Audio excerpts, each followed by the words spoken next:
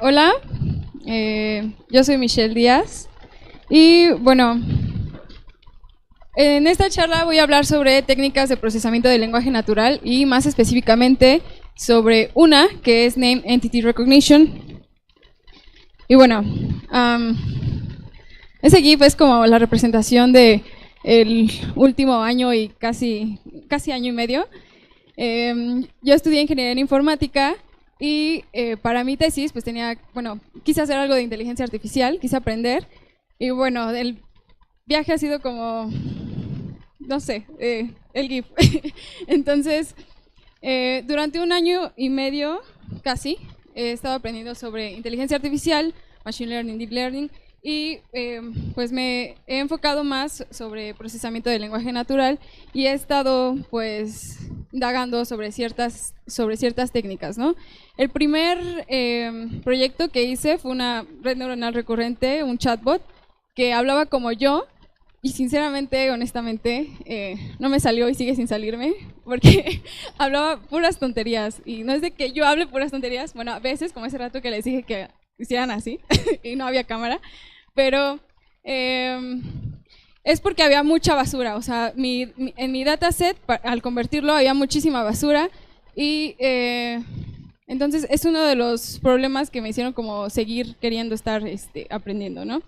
Ahí están mis redes sociales, por si quieren preguntarme algo o quieren leer algunos artículos que he puesto en Medium.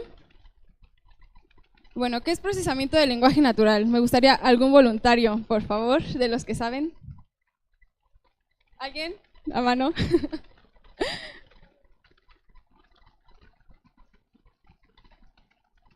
Ok, sí, justamente el procesamiento del lenguaje natural es utilizar el lenguaje con el cual nosotros nos expresamos a diario, ya sea en nuestro idioma o cualquier otro idioma, y hacer que las máquinas lo entiendan, ¿no?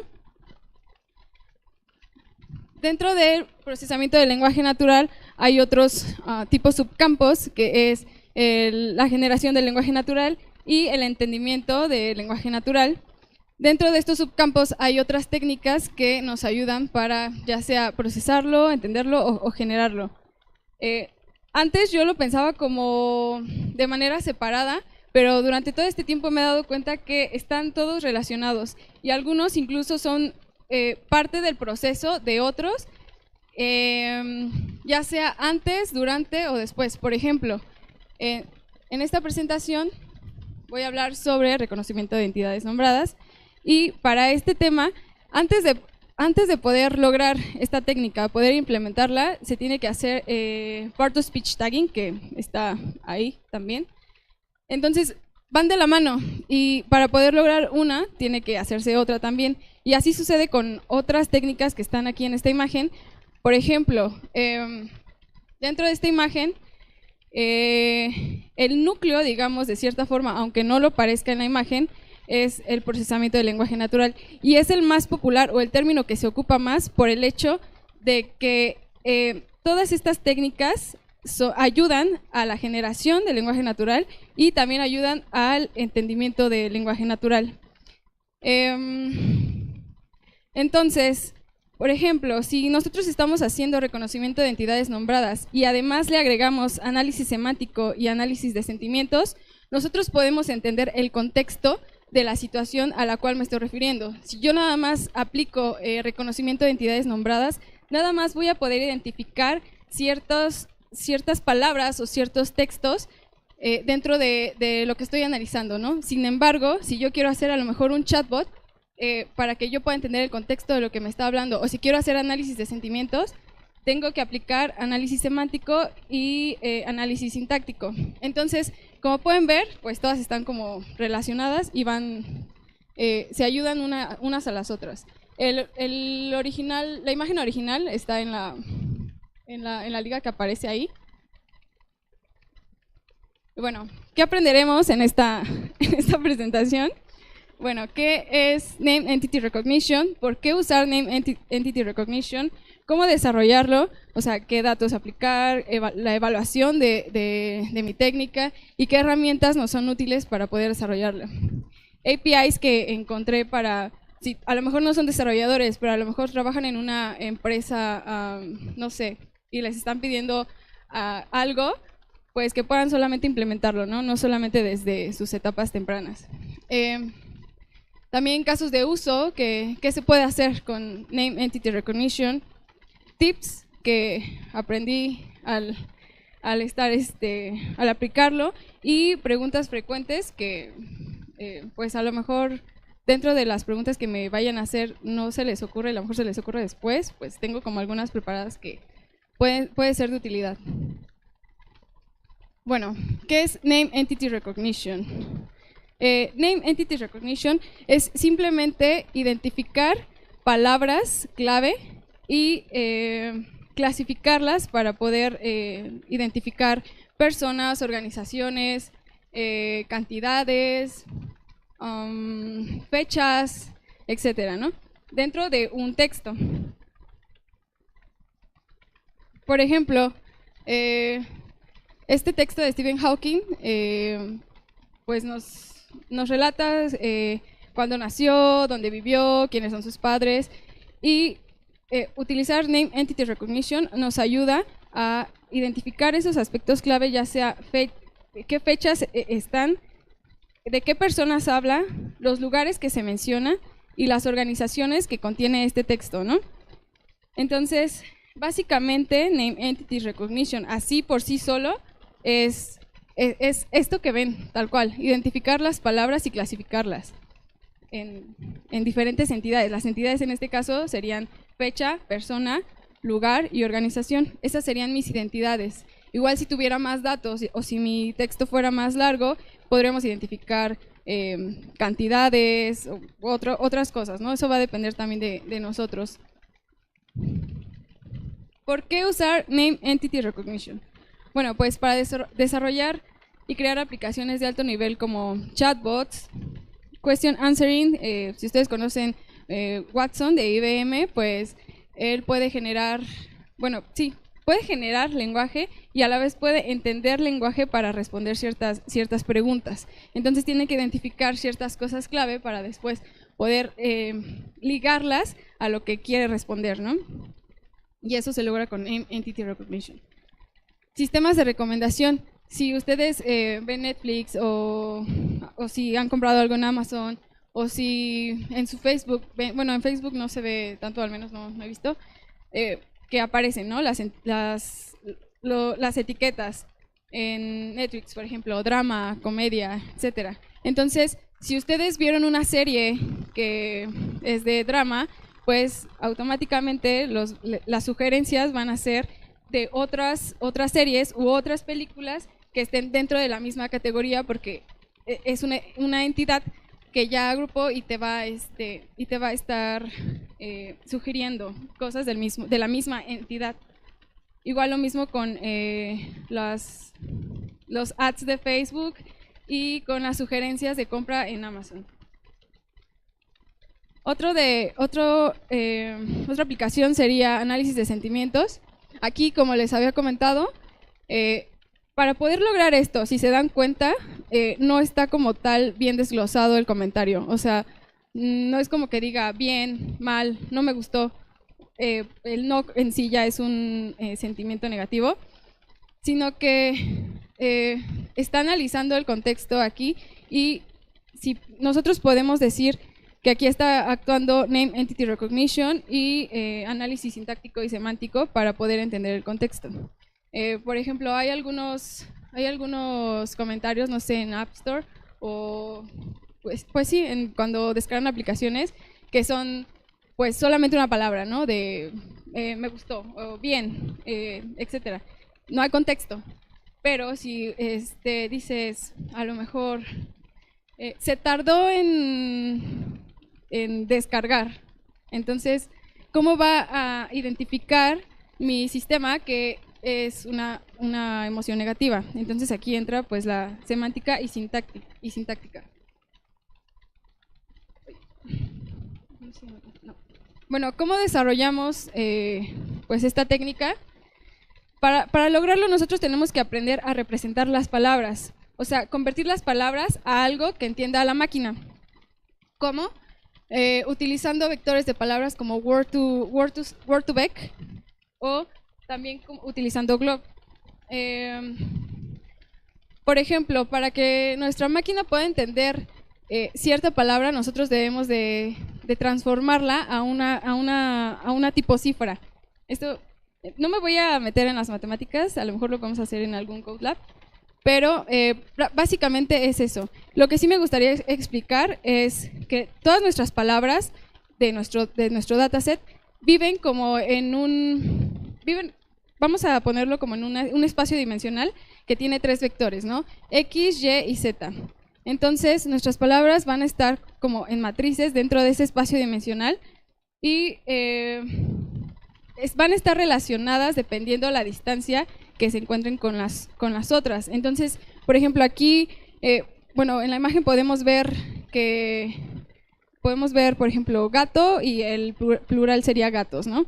Perro, perros. Y entonces se encuentran en un espacio cercano y son vecinos de otros para que al momento que nosotros queramos utilizarlo, podamos hacerlo gracias a la distancia a que están relacionados y están cercanos, ¿no? Son vecinos cercanos.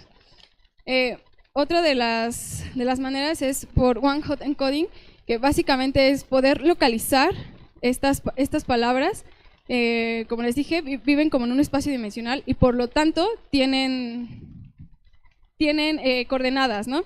Entonces, ahí como pueden ver, pues gato, su coordenada, digamos, sería esa que aparece. Y así es como nosotros podemos como identificar ciertas palabras para que nosotros, dentro de nuestra técnica, las pueda clasificar. ¿Cómo lo evaluamos? ¿Cómo lo evaluamos? Bueno, aquí tenemos, por ejemplo, esta tabla en la cual actual, lo que realmente quiere decir, perdone, se me secó la garganta horrible.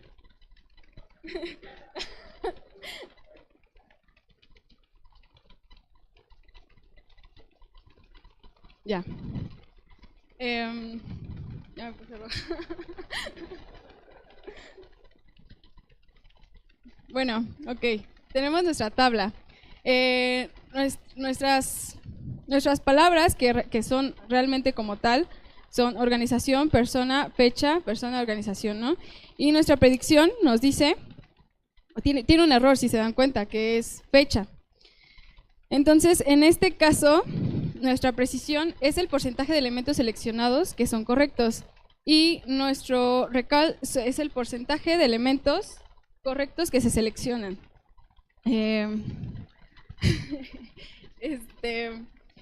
Aquí, por ejemplo, tenemos una precisión del 80% y un recal del 80%.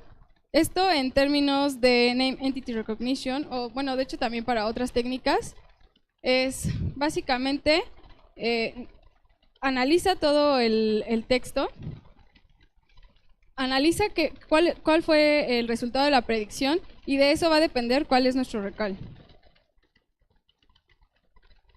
¿Cómo desarrollamos esta técnica? Bueno, a través de esta librería que es GemSim. Si se dan cuenta, para esto también necesitan el Natural Language Toolkit para poder implementarlo. Y lo bueno de esta librería es que tiene bastantes tutoriales para poder empezar. Así que si quieren tomar screenshot, tomar foto, adelante. Perdón. Ya. Bueno, igual va a estar la presentación en GitHub. Otra de las herramientas, esta creo que ya se las había dicho, para representar las palabras, es Glob. Y este también tiene un tutorial. De hecho, este tutorial está mucho mejor explicado que el de GemSim. Y está basado en las palabras en los datasets preentrenados de Stanford. Otro es por TensorFlow, que es a través de embeddings.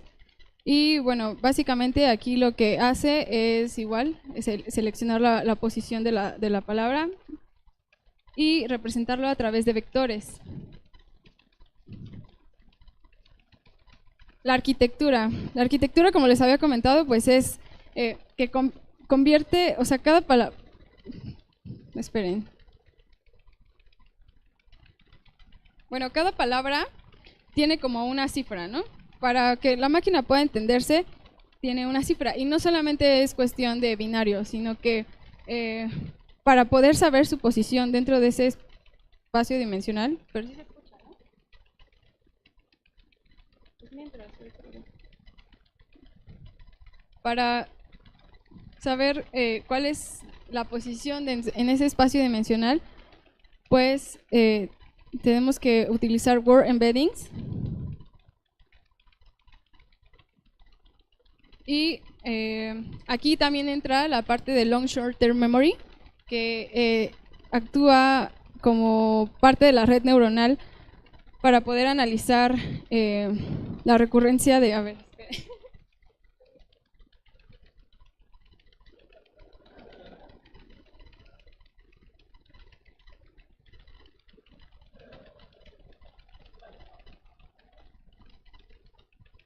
¿ya? Ok, para poder analizar las palabras. Aquí, una de las desventajas de utilizar una red neuronal recurrente dentro de Name Entity Recognition es que por lo mismo de que guarda como ese significado de esa palabra, o sea, tiene memoria, entonces si una palabra tiene más de un significado, va a ser un problema a largo plazo. Entonces ahí tienes que utilizar otro tipo de técnicas para que se puedan utilizar, para que pueda haber más significados de esa palabra que tú vas a utilizar en tu dataset. Bueno, APIs que encontré, o sea, que es lo que les comenté, si a lo mejor no quieren desarrollarlo desde cero, si nada más quieren implementarlo, es esta de Parallel Dots, que la encontré, bueno, a mi parecer fue bastante buena y los errores fueron mínimos. Esta de Ambiverse, que también tiene APIs para hacerlo desde más bajo nivel. Y por supuesto Google Cloud, que tiene muchas herramientas para que puedas empezar. Tiene tutoriales y herramientas para que puedas empezar a implementarlo. Bueno, ¿cuáles son los casos de uso? ¿En qué podemos encontrar Word Embedding? Perdón, ¿en qué podemos encontrar Name Entity Recognition? Esto está en todos lados realmente y a veces ni nos damos cuenta, ¿no? Por ejemplo, aquí para casos académicos, nosotros podemos encontrar en buscadores que organiza las palabras en autores, en descriptores, identifica, por ejemplo, de dónde es esta investigación. Por ejemplo, es EBSCO, que es un buscador de papers. Y pues se dan cuenta, también pudo reconocer cuál es la organización, ¿no? Entonces esto pues puede automatizar ya muchísimo para la plataforma, para que ya al momento de que nosotros subamos un paper, pues se organicen de manera automática. En la página del MIT, en las noticias o en la revista, tenemos aquí sí, está abajo. Los tags, si lo pueden ver con la flechita roja, organizó, con el texto que tiene esa revista, organizó pues cuáles son las palabras, ¿no? más recurrentes, y entendió de cierta forma el contexto, porque a partir de eso supo como predecir que se trata de inteligencia artificial y se trata de redes neuronales. Entonces, en los tags, pues eso fue lo que nos dio. Ahora, también algoritmos de búsqueda eficientes. Por ejemplo, si trabajas para una editorial, ¿no? O si trabajas para la bolsa de valores y te piden que analices ciertos reportes con todas las predicciones o con todas las estadísticas pues de todo el año, cuáles fueron las cantidades que se manejaron.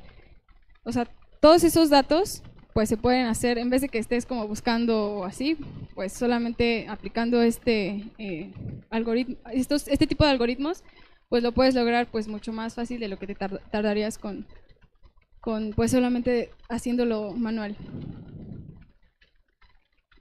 Aquí, por ejemplo, también la recomendación también sirve para sistemas de recomendación. Esto pues es aplicado a revistas, pero también puede ser para otro tipo de sistemas de recomendación. Atención al cliente. Aquí hay una cosa muy peculiar, porque de lo que me he dado cuenta, yo no he trabajado con Convolutional Neural Networks, pero lo que me pude dar cuenta es que para análisis de tweets con Name Entity Recognition, lo que utilizan es convolucionales. No sé por qué recurrentes no, la verdad, pero para analizar tweets se utiliza eso.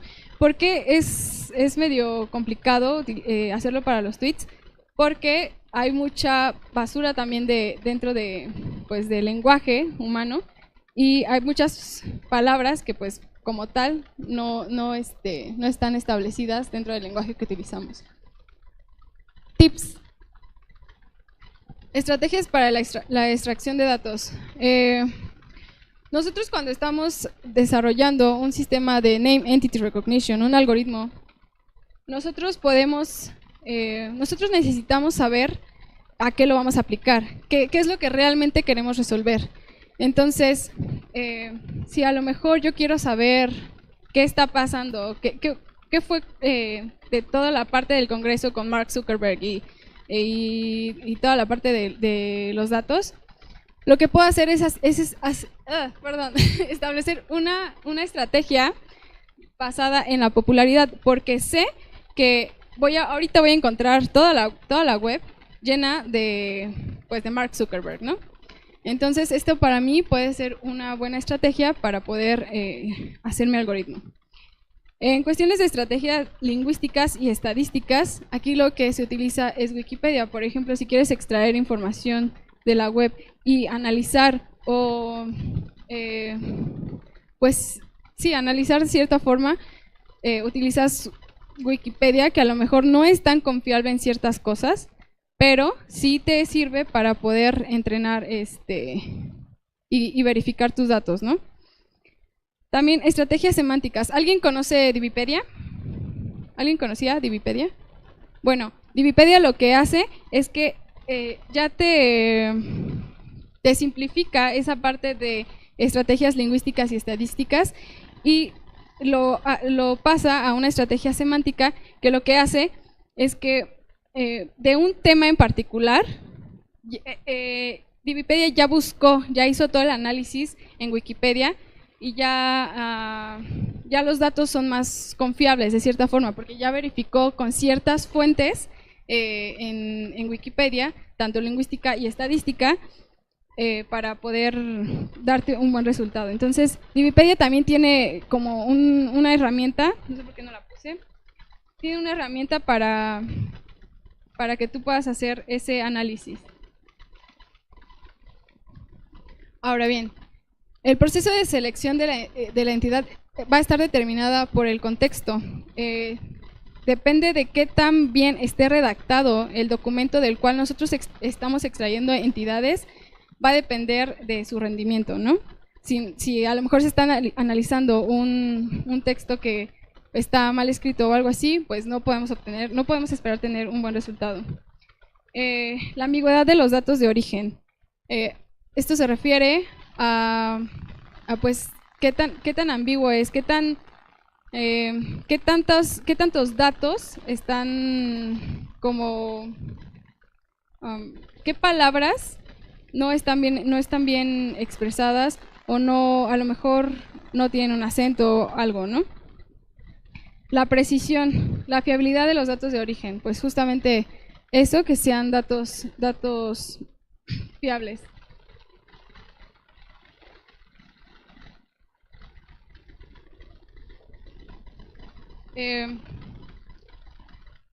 Ahora, también, para determinar todos los candidatos posibles de este mapeo de las entidades nombradas, nosotros tenemos que hacer a la par análisis post-tagging.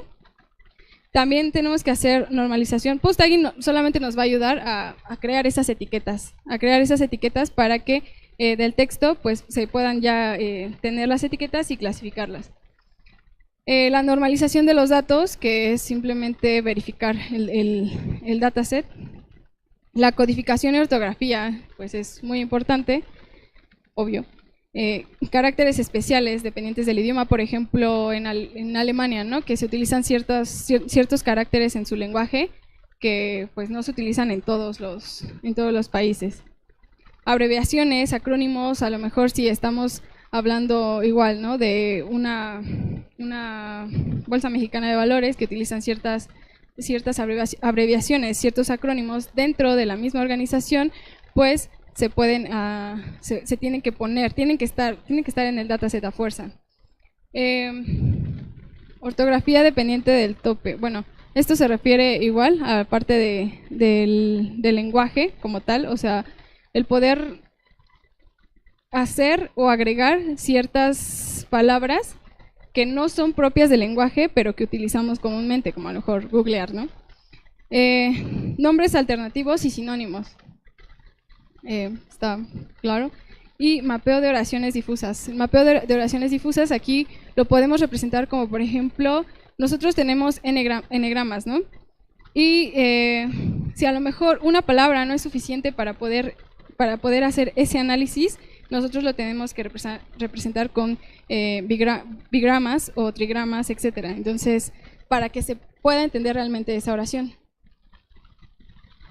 Y bueno, estudiar las propiedades lingüísticas de un lenguaje es importante. Preguntas frecuentes. Una de las preguntas frecuentes que hacen no solamente para este tema, sino para otro tipo de temas, pero enfocado a este tema, ¿qué puedes hacer si no tienes muchos datos, ¿no? Si a lo mejor tu corpus no es muy grande, si a lo mejor no tienes tantos datos, lo que puedes hacer, en vez de utilizar una red neuronal recurrente, puedes utilizar un algoritmo condicional, que es un CRF, y que funciona bastante bien para pocos datos. Otra de las preguntas frecuentes, déjenme checar, que lo tengo aquí.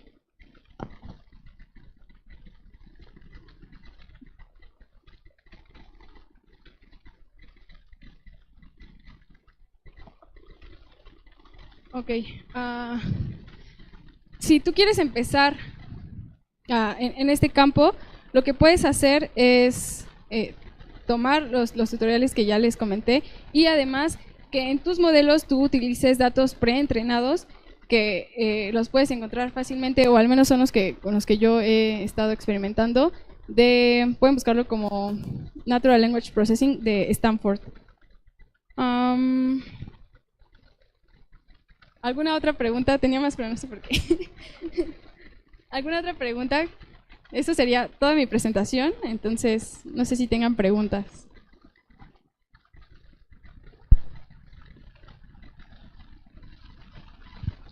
Hola, ¿hay algún antecedente de alguno de estos algoritmos que hayan podido identificar, no sé, ironía, sarcasmo, dobles sentidos?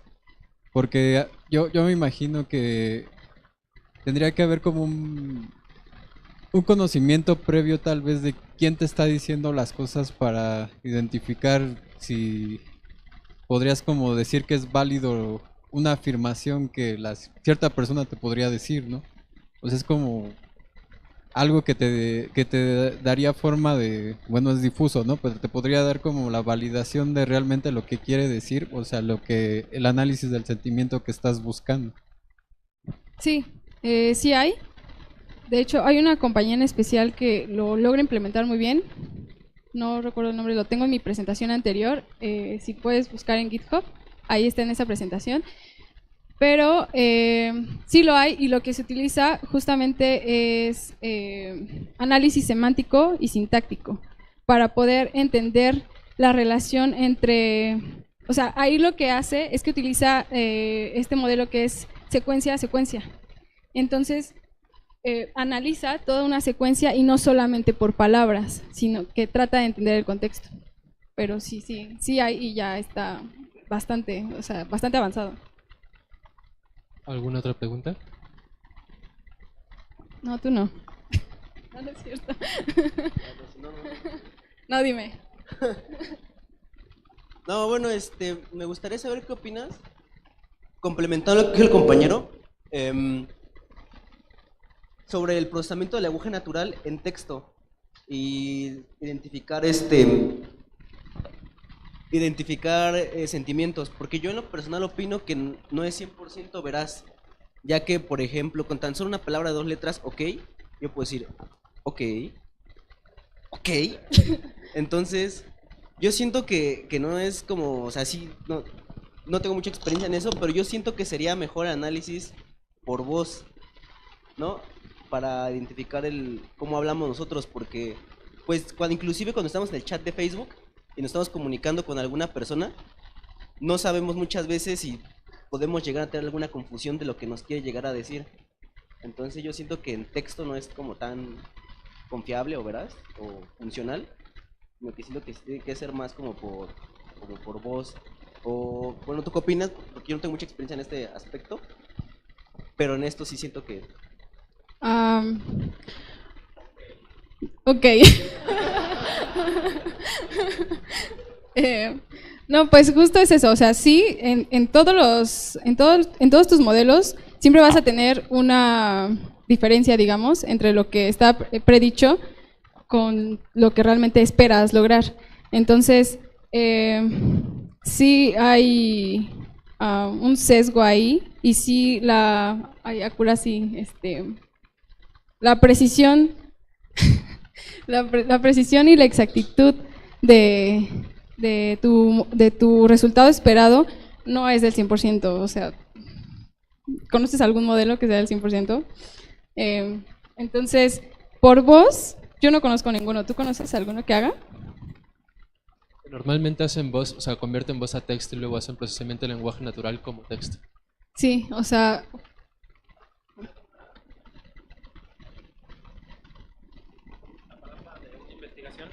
Que lo que hacen es combinar la voz con el texto. Entonces ocupan una primera etapa que a partir de la voz generan las palabras, y por eso hacen un primer reconocimiento en cuanto al contexto o tratando de entender la sentencia, y la otra es en el dominio de la frecuencia, ver hacia dónde está movida el contenido de la forma en que habló esa persona, que también es característico para hombres y mujeres, dependiendo del estado de ánimo, hacia dónde se mueven las frecuencias de tu voz. Ok, bueno, sí, bueno, yo lo que había visto en cuestión de voz no es análisis, sino nada más la conversión de la voz a texto, y lo que se analiza no es la voz, sino el texto. No analiza como tal el tono o la variación de voz, sino que a través del texto que está como tal, es que hace el análisis, pero no de la voz. Sí, como mencionas, sí hay intentos de investigación de eso, pero todavía no está muy tan aplicado. También hay unos que es como con redes neuronales recurrentes, con solo la señal del sonido, cosas por el estilo, pero todavía está recién empezando a crecer esas áreas. Pero debe haber muchos intentos en muchos países. ¿Alguien más? ¿Otra pregunta? ¿Nadie? Bueno, pues un fuerte aplauso. Bueno, una pregunta rápida. En teoría, en recomendaciones de música, digamos, Spotify tiene como una API muy grande para reconocer ciertos patrones y saber si esta música es de cierto estilo y te puede gustar. En este caso, ¿qué tipo de aprendizaje se está usando? Porque, o sea, supongo que ser igual por parte de... ¿Cómo se llama? Ajá, Spotify. Tiene que ser a través de las letras, en cierta manera, yo supongo, pero a través acerca de los ritmos musicales, y también creo que va un poco relacionado con lo comentado el compañero. Según yo, la parte que leí de paso, es también utiliza otro tipo de utiliza varios algoritmos, pero sí utiliza, por ejemplo, en cuestión de géneros, pues todos están tagueados, ¿no? Todos tienen una etiqueta. Entonces se basa en eso y además, o sea, se basa en eso en el género nada más, pero en el tipo de música que escucha, para eso sí utiliza otro tipo de algoritmos que no, ahí sí te fallo. Pero lo voy a investigar. ¿Alguna otra? ¿No? ¿Rápida? Bueno, pues un fuerte aplauso a Michelle.